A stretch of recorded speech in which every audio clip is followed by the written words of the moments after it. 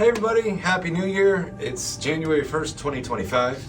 I'm going to do just a quick walkthrough of my current setup and explain the what, the where, for, the why, what sort of deals with various demigods I had to make, that sort of thing.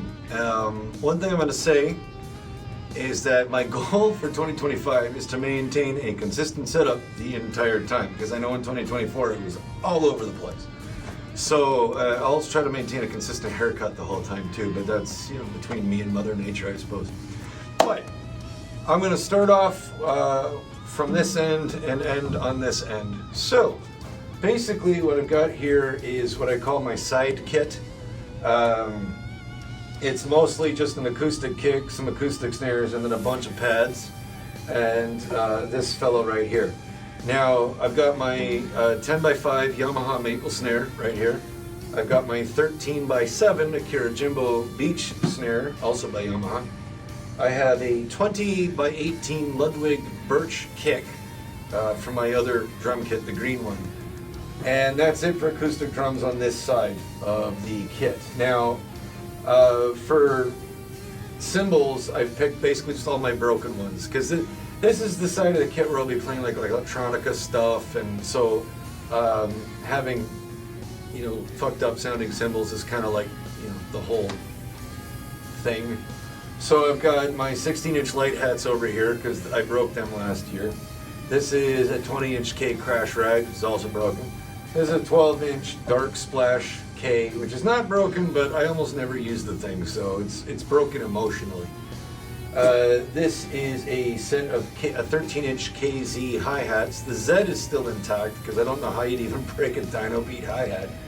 But the K is broken, as you can see right here. But that's that. And then I have right now I have my one of my 20-inch K heavy rides. It's not broken, but the rest of the stuff is.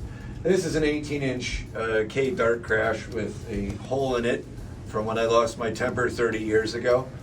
And this is a 16-inch China Boy, because apparently that's how it identified. And it's not broken, but again, I don't use it that much. The reason being is that in the context of like the main kit and all the cymbals and stuff, it never really cuts through the way that the China trashes do. So I've got it on this kit just, again, for all the weird sounding stuff. This used to be a 19-inch medium crash, just an A, but now it's a bell. And yeah, that's basically it for the side kit.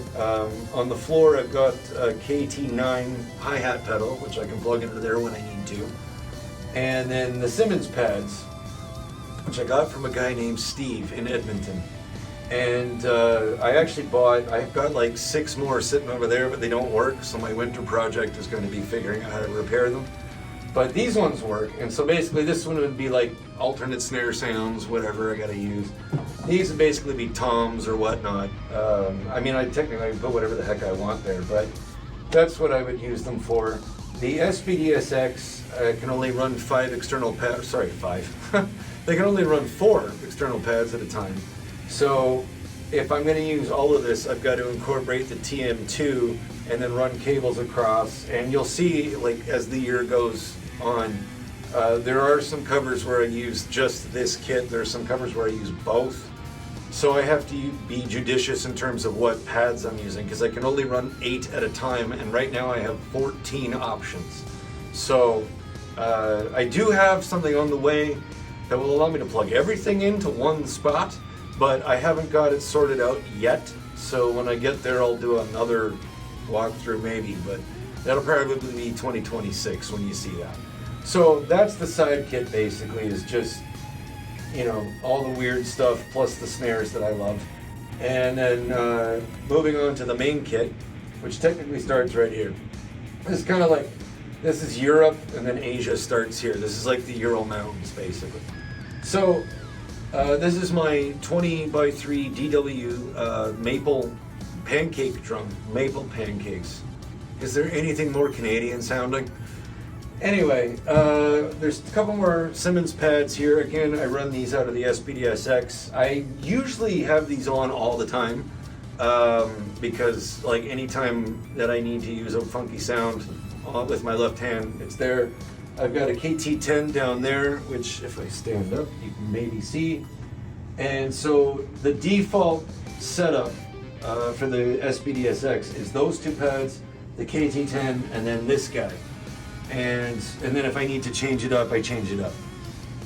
So moving on to the main kit. So this is a 16 by 16 floor tom that I have suspended right now so I can get the legs out of the way so I can hit my Def Leppard number of pedals. This is a 12 by 8 rack tom. This is a 10 by 9. You'll notice it's a different color. I bought this one just a few months ago, and it is the same production line, the same year as the black ones. It's just a different color. So it's 10 by 9. I've got a 14 by 14 floor tom, which again is suspended in one of those Pearl Opto mounts. And this is an 18 by 16 floor tom, which is also suspended using some of my Ludwig hardware. It's a real bit of brain math to make that work. But it's up there. So then I can swing my feet around indiscriminately without stubbing my toes, which is apparently one of my favorite pastimes. But that's it for drums, and then this is the, or for the rack toms, I mean. And then this is my 13 by 6 champagne brass snare. As far as I know, it's the only one of its kind. And that is the 22 by 16 each kick. I have two more kick options over here, another KT10, and I have a Simmons kick drum connected to a Mapex double pedal, so that it's just off to the side like where my 18 used to be when I had it as a kick drum. Cymbal-wise, I've got a 20-inch crash ride, a 19-inch dart crash, an 18-inch crash ride, and a 20-inch crash ride again. They're all Ks, because I love Ks. If I was playing live, I'd probably play A Customs, because I love the Ks here at home in this room, but when you're playing with like big, loud guitar bands, A Custom's the way to go, if you're going to go with Zildjian. Right now I've got a pair of bells that used to be cymbals. This was a 19-inch A Custom bell, and this was the bell from a pair of 12-inch remix hi-hats that I broke. They were the best sounding hi-hats. I don't know why Zildjian discontinued them. It seems to be their favorite pastime, is just discontinuing every cool thing they ever made. So I have those on there right now because I'm currently doing the Enema covers, and Danny Carey has all the bells and whatnots. This is a 16-inch A Custom Splash. Normally I have a 10-inch A Custom Splash right there. This is a 20-inch Oriental China Trash. This is an 18-inch Oriental China Trash. This is a set of 13-inch A Custom hi-hats that I just have on like an X hat, so they're either open or they are closed. This is a stack that used to be a 17-inch Zildjian China Boy on top of a 12-inch China Trash, which, as you can see, has had a few bites taken out of it. And then, yeah, I had this cut down by a friend, and then one day I put the stack together, and poof, I ended up getting something kind of cool. This is a 20-inch Earth Ride, but again, I switch out all my rides, so I've got the Earth Ride when I need it, and then when I need something else, I have a 20-inch heavy ride in addition to the one that's over here. I've got a 21-inch Sweet Ride, and then a pair of 22-inch rides. One is the Dry Precision Ride, which is a K, which you've seen in a few drum covers if you've been following my channel, and a Dry Complex Ride, which I have not used yet in any covers, but you probably see it this year. And then last but not least, this is the remnants of a 22-inch Swish Knocker. It's got rivets in it, and as you can see, there's been a bite taken out of that one as well. And then I have another bell on there, which I think was also an A Custom, but don't quote me on that. But that's basically it. The Simmons pads over here in the kick triggers go into the TM2. So the TM2 is controlling this side of the kit. The SPDSX is controlling this side of the kit. And as I said, later in the year, I'm going to have it all going into one space, but we'll cross that bridge when I get to it. Yeah, and basically the reason I have it set up like this is, so I got the center hi-hat, okay, which again wasn't Danny Carey, it was Bill Bruford that gave me the idea. I love Danny Carey, but it was Bill Bruford that I got the idea. And then the setup like a timpani thing, I stole that from Mike Mangini. So it's 10, 12, 14, 16, 18, 20. So I can still go right, left, right, left, right, left, right, left, and descend melodically without having to do this. So I can just go da da da da da, and that's why I do that. There are some downsides, like relearning Rush songs, for instance, has been a gigantic headache because I learned all of them on a regular setup where I had, a 10, 12, 13, 16 style setup, and then rewiring my brain to not just go all the time has been a bit of a challenge, but it is what it is. And then, all the other, I just have this stuff because I use it, it's fun, it's nice to have sonic options. The closed hi-hat I have for when I'm playing double kick patterns and I want a closed hi-hat. The cymbals are there because, this one I probably hit the most, and it's the brightest sounding one, that's why it's over there. The crash rides are the biggest, washiest ones, that's why they're on the outside. This one is the mellowest of the 4 crash cymbals, and I put it there so if I'm playing, like if I don't want to be too brash in say like a verse or something like that, I'll play that one. The splashes and bells are there for obvious reasons, just for accessibility, so I can be all Mike Portnoy and shit. And then the china up there is just for convenience's sake. And then the Simmons pads, I stole that idea from Vinnie Paul from Pantera.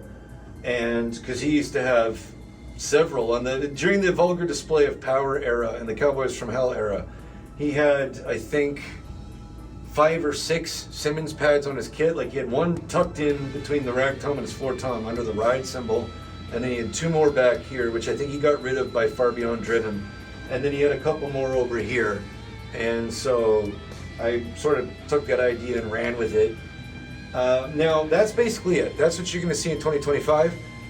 There's only going to be one variation. I swear, I promise.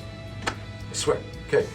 Is that for some classic Rush songs and some Dream Theater songs, I need the really, really high-pitched melodic tom sound.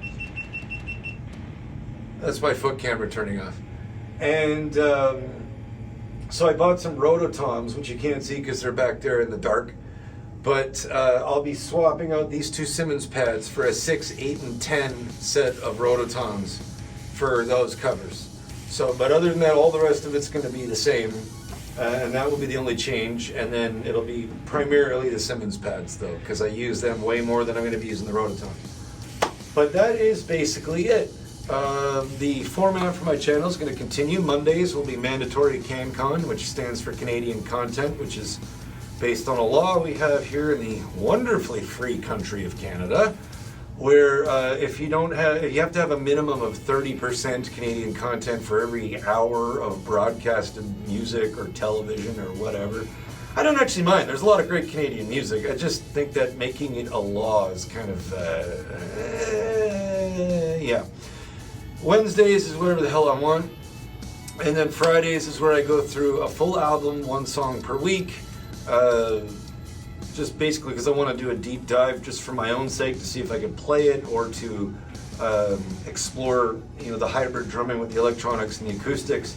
Starting 2 days from this video being posted, I'll be starting Tool's Enema record, which has been just a massive hill to climb. Holy shit. I got 3 more songs left. I got Jimmy, Push It, and Third Eye, and I'm going to get through them, and damn the migraines. But anyways, they're also going to see a new feature on my channel. Not every video, but on all the ones that involve the electronics or are excessively complicated, like Tool's Enema record, is I'm going to have tutorials called the Tricky Bits, where I'll go through either how I use the electronics or some of the trickier passages in the music.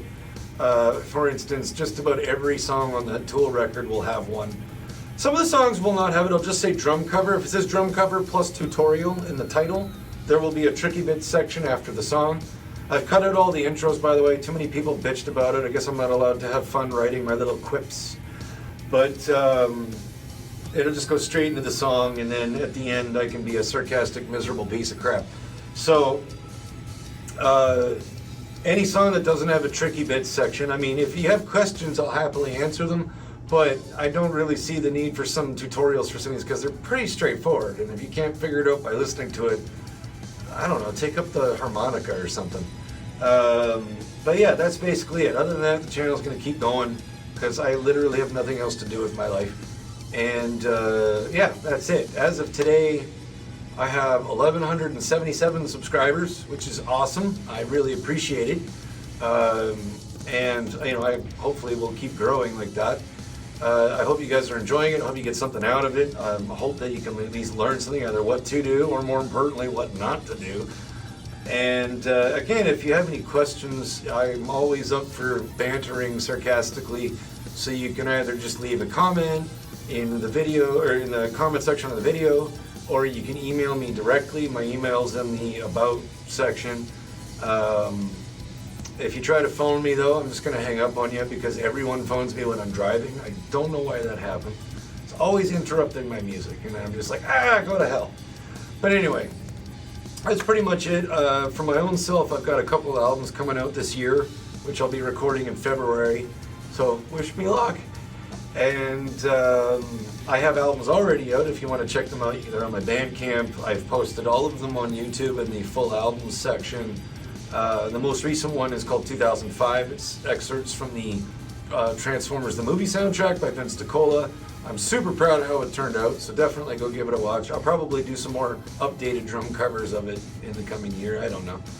But that's pretty much it. So hope you enjoyed the tour and my rambling nonsense afterwards. And yeah, I guess enjoy the videos, enjoy the drumming. And let's hope that 2025 isn't the WTF year that the first 3 days seem to indicate. But I guess we'll find out.